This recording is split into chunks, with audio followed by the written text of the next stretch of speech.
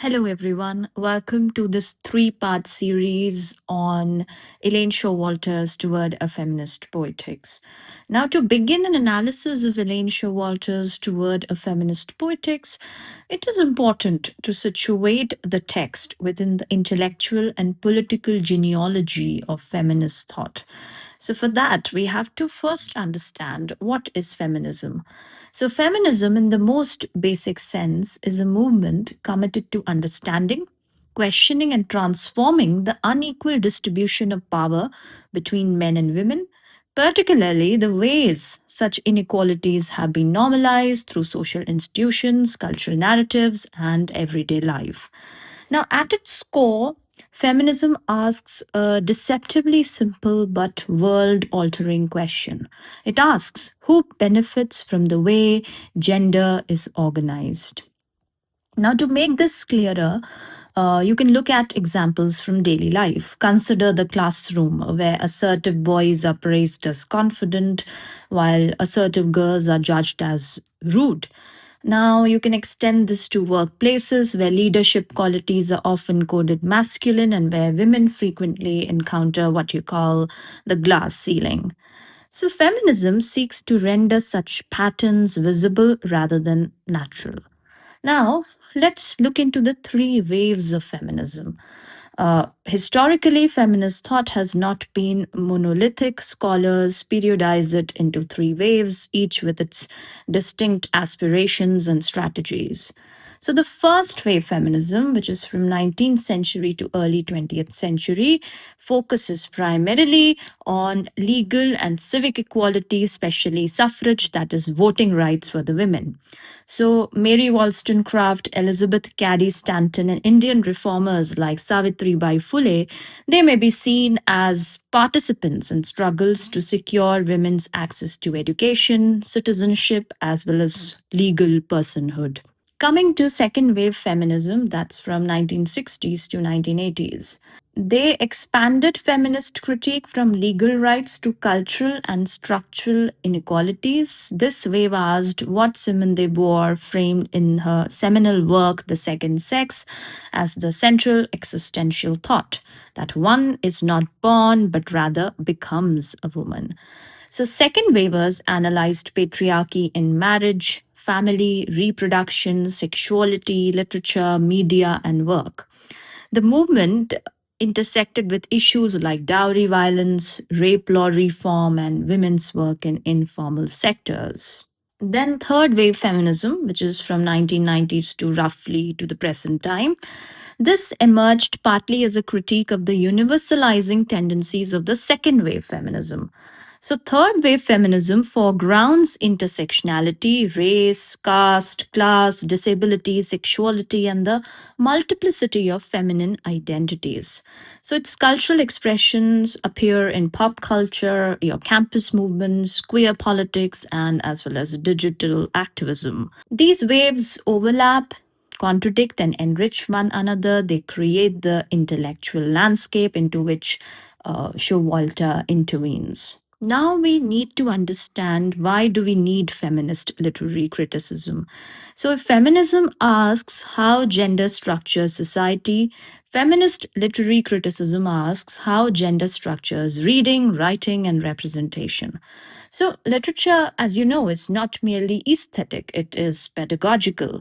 It tells us what it means to be a man or woman, who may speak, who must be silent, who matters, and who is expendable. For instance, consider how many canonical novels revolve around men's quests, like Moby Dick, Great Expectations, and see how many women character exist primarily to love, nurture, sacrifice, or die. Even in contemporary Bollywood romances or Hollywood blockbusters, women are often scripted as objects of desire, emotional caregivers, or just as plot rewards. Now, it is against such patterns that feminist criticism formulates its questions. Now, let us move on to Elaine Showalter and her famous essay. So, Elaine Showalter is among the most influential figures in feminist literary studies, especially in the Anglo American tradition.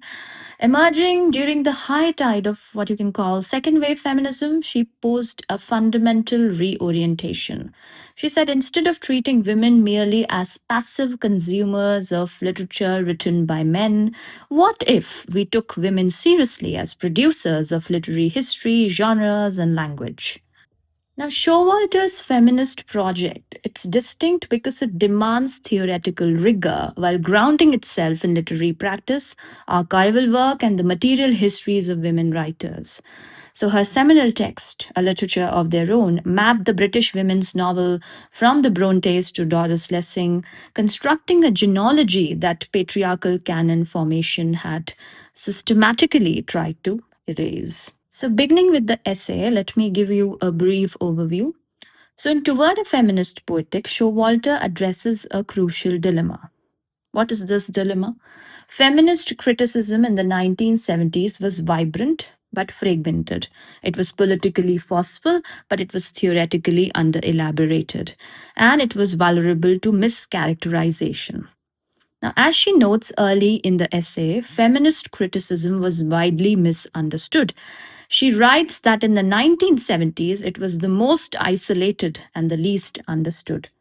Showalter begins her essay with some anecdotes that demonstrate how male critiques trivialize the feminist critical enterprise.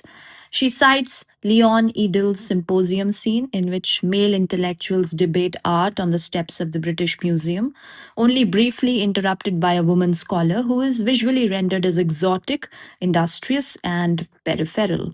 So Showalter remarks members of English departments will remark that they are against feminist criticism and consequently have never read any. So the passage captures both the hostility and the ignorance. Now, she also shows how feminist work is caricatured by male critiques. Robert Partlow imagines feminist critiques as obsessed with phallic symbolism, claiming their readings could attribute dark phallic significance in curving railroad tracks and upright church pews. So Showalter uses these moments to reveal how feminist criticism it is judged not by what it is, but by patriarchal fantasies of what it must be. Finally, she cites Robert Boyers, who dismisses feminist criticism as ideologically rigid and unscientific. He accuses it of lacking intellectual honesty and rigor. Showalter notes that Boyer's critique was so reckless that the Partisan Review had to publish a retraction after Joanne Mellon filed charges for libel. So, through these anecdotes, she dramatizes a climate in which feminist criticism must justify not only its methods, but also its very existence. Now let us understand that why Showalter's intervention matters. So we need to first define the problem. So Showalter argues that feminist criticism lacked a clear theoretical framework, which leaves it vulnerable to distortion, dismissal, and co-optation. She writes, the absence of a clearly articulated theory makes feminist criticism perpetually vulnerable to such attacks. So, the problem, in simpler terms, is that feminist criticism had energy but not infrastructure. It could resist, expose, and critique, but it could not yet define, map, or build.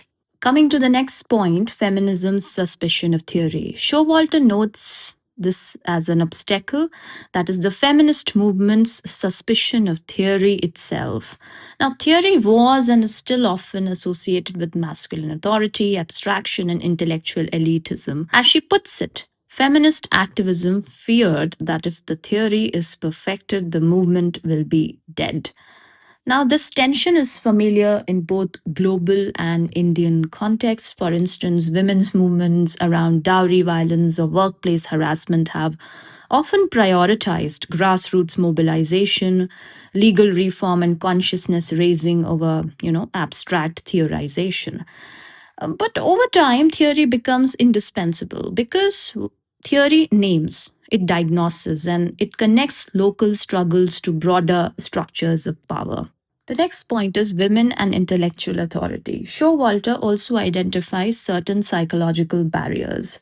Women were historically assigned supporting roles in intellectual production, like editors, translators, facilitators. They were not originators.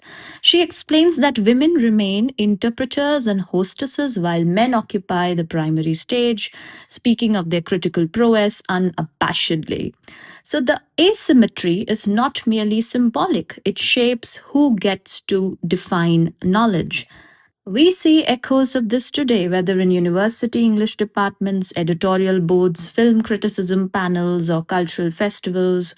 Women often perform logistical and emotional labor while men perform intellectual authority. Next point toward a taxonomy. So, Showalter intends to remedy these deficits.